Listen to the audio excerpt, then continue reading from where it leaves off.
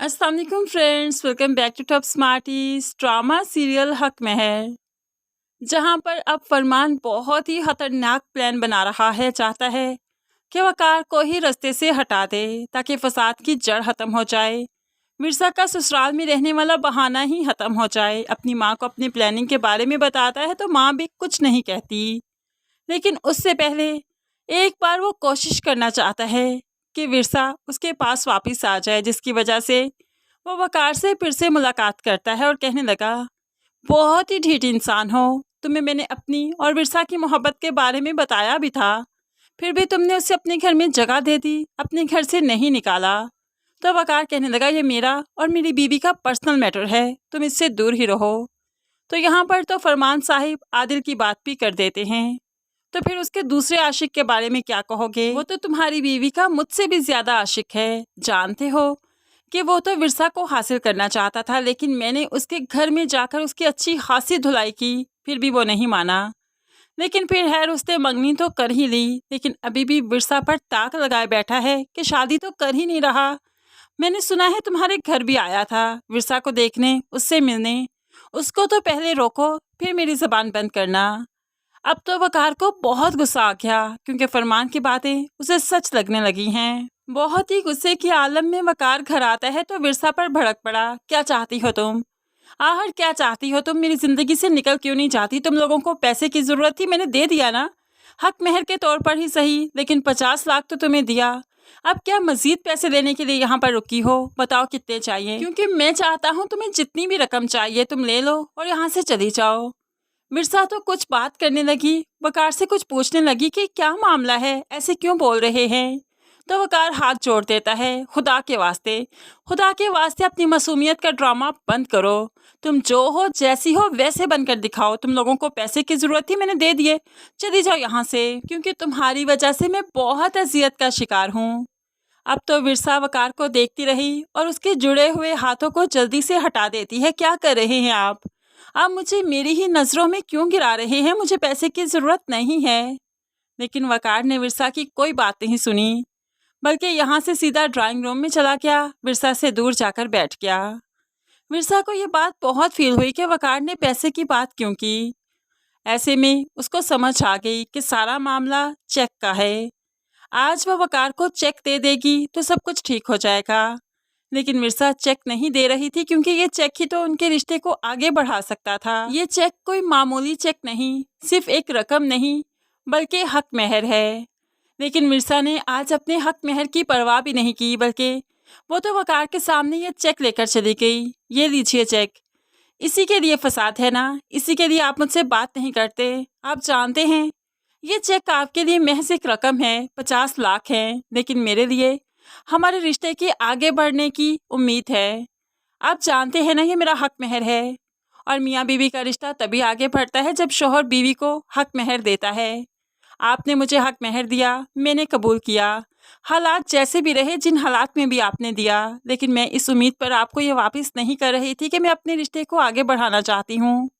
Friends, हम मुस्लिम लोग ये मानते हैं कि निकाह के बाद मुअज्जल हक मेहर अदा किया जाता है, उसके बाद ही शौहर बीवी के करीब आता है। यही हमारी शरीयत है, यही सुन्नत है। तो बस यही वजह है कि विरसा ये हक मेहर की रकम, हक मेहर का चेक वकार को वापस नहीं कर रही थी, क्योंकि वो चाहती है कि वकार उसके करीब आए, उन लोगों का रिश्ता बन जाए। लेकिन अब तो ये चेक, ये हक मेहर उसके मुंह पर ताना बनकर बजने लगा है। इसलिए तो आज वह वकार को यह हक मेहर की रकम सौंपते हुए कहने लगी, इसका मतलब है कि हम सिर्फ कागजी हद तक मियाँ बीवी हैं, अज़दवाजी रिश्ता नहीं बन सकता। वकार, अगर आप यही चाहते हैं ना कि ये रकम आपको वापस कर दूं, अगर आपके नज़दीक ये रकम सिर्फ रकम है, महज पैसा है, तो मुझे इस पैसे की ज़रूरत नहीं है। मेरे नज़दीक तो ये रकम एक रिश्ता था, रिश्ता निभाने की वजह थी। आप ले लीजिए ये चेक। अब तो मिर्जा ने इतनी बातें की कि वकार की आंखों में भी आंसू आ गए। मिर्जा चेक देकर वकार को यहाँ से चली जाती है, और वकार भी चेक को पकड़कर बस विरसा को देखता रहा कि इस चेक का भला वो क्या करेगा। विरसा जो कह रही है ठीक कह रही है। जिन भी हालात में ये हक मेहर दिया, फिर भी अपनी बीवी को दिया, उस पर हक जमाने के लिए। लेकिन फरमान ने तो आकर सब कुछ बिगाड़ दिया। फरमान की फैमिली ने पहले विरसा की हक मेहर की इतनी रकम लिखकर सब कुछ बेकार दिया और आज फरमान ने आदिल और विरसा की मोहब्बत को प्रूव करके सब कुछ बेकार दिया।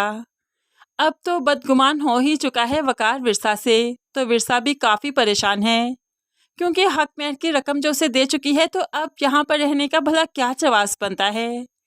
लेकिन ऐसे में वकार विरसा को हक मेहर का चेक वापस भी कर देता है। मुझे ये नहीं चाहिए, ये तुम्हारा है, तुम अपने पास रखो।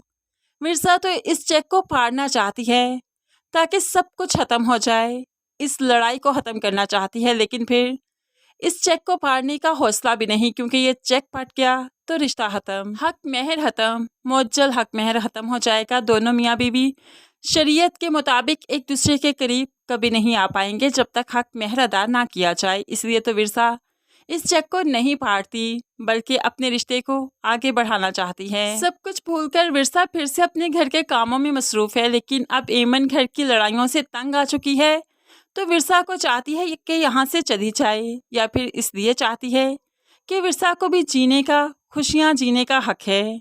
इसलिए तो वो बात पे बात विरसा से झगड़ने लगी है ताकि विरसा भी अपने घर जाए, अपनी ज़िंदगी को पुरसुकून तरीके से गुजारे। क्योंकि एमन बहुत अच्छा करैक्टर दिखाया गया, जो किसी के लिए बुरा नहीं सोचती, ख़ास तौर पर अपनी भाई के लिए, और भाई से तो बहुत मोहब्बत करती है और वो जानती है कि भाई के दिल में सिर्फ विरसा रहती है। दूसरी तरफ विरसा भी जो थक चुकी है, आज वो वकार से कह ही देती है, मैं वापस चली जाऊँ, क्या आप चाहते हैं मैं वापस चली जाऊँ? फिर आपकी ज़िंदगी ट्रैक पर आ जाएगी क्योंकि आपके माँ बाप भी आपसे ठीक तरह से बात नहीं करते और आप मुझसे ठीक तरह से बात नहीं करते। मैं आपको किसी रिश्ते में बांधना नहीं चाहती, आप पर बोझ बनकर नहीं रहना चाहती, आपके जवाब का इंतज़ार है।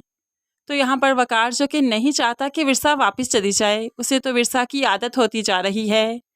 विरसा को बाजुओं से पकड़कर कहने लगा, तुम मेरी मजबूरी नहीं समझ रही, काश तुम मेरी जगह पर होती, मैं तुमसे यही सवाल करता और फिर तुम मुझे जवाब देती, लेकिन तुम मेरी जगह पर नहीं, मेरी मजबूरियों को नहीं समझ पा रही। तुम लड़की हो जो चाहे कर सकती हो, लेकिन मेरे हाथ बंधे हुए हैं मजबूरियों में, रिश्तों में। यहाँ पर मैं अपने दिल की नहीं सुन सकता, इसलिए तुम्हें वही करना है जो तुम कह रही हो, जो फिर तुम्हें नज़र आ रहा है। अपने बाप की नाराज़गी ज़्यादा देर तक मोल नहीं ले सकता। ये ठीक है कि तुमसे मोहब्बत करता हूँ, तुम्हें छोड़ना भी नहीं चाहता, लेकिन मैं भी बहुत मजबूर हूँ। ऐसे ही विरसा वहाँ से फिर जाने का इरादा नहीं करती क्योंकि वो जानती है कि वकार उसे निकालना नहीं चाहता, तो बार बार वो भला क्यों कहे वकार को। ऐसे में आदिल से एक दिन फिर से मुलाकात होगी विरसा की।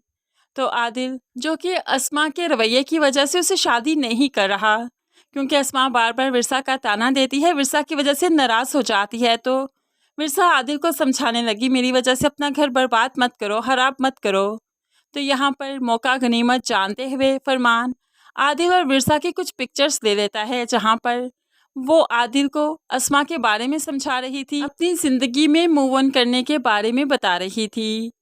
यहाँ पर विरसा एक बार अपनी माँ से मिलने आएगी और आदिल भी यहीं पर आएगा, जहाँ पर दोनों की मुलाकात होगी, और ये पिक्चर्स फरमान उतार लेगा और बाद में वकार को दिखाएगा कि ये देखो, विरसा अपनी माँ से नहीं बल्कि अपने आशिक से मिलने गई थी।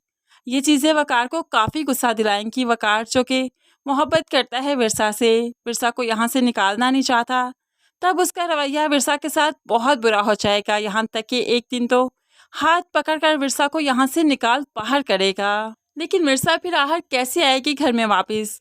क्या उससे पहले दोनों मियाँ बीवी में इज़्दवाजी ताल्लुक़ बन जाएगा? क्या विरसा प्रेग्नेंट हो जाएगी तभी वो वापस आएगी, या क्या सीन बनने वाले हैं? ये सब कुछ हम आपको अपनी कमिंग रिव्यूज़ में बताएंगे, जो कि काफ़ी इंटरेस्टिंग होने वाले हैं। तो फिर जल्दी से चैनल को सब्सक्राइब करके साथ बेल नोटिफिकेशन प्रेस कर लीजिए, ताकि जब भी कोई वीडियो हम अपलोड करें तो आप जल्दी से देख सकें। दुआओं में याद रखिएगा, अपना बहुत सारा ख्याल रखिएगा। नई वीडियो तक के लिए अल्लाह हाफिज़।